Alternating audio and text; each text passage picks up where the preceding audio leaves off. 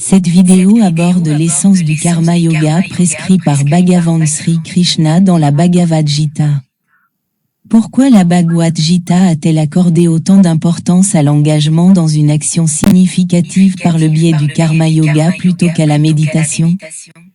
Il ne fait aucun doute que lorsque nous méditons, nous pouvons acquérir la connaissance de soi, nous connaître nous-mêmes et atteindre l'union avec la réalité divine.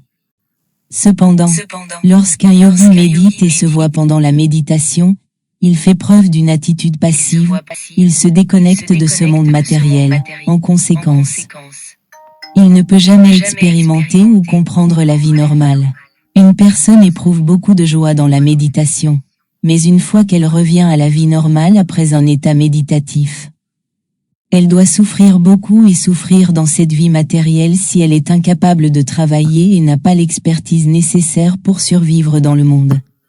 En revanche, ceux qui agissent pour le plaisir du suprême peuvent expérimenter la joie de la méditation et en même temps acquérir de la richesse, du plaisir, accroître leurs compétences professionnelles, acquérir des connaissances divines et de l'intelligence, voir leur véritable moi, voir le Seigneur suprême de l'univers et acquérir de la dévotion au Créateur.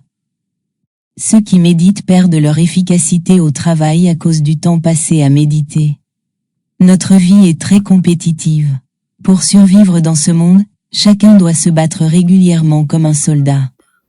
Il est donc préférable de s'engager dans une action significative pour le plaisir du Seigneur suprême plutôt que de méditer.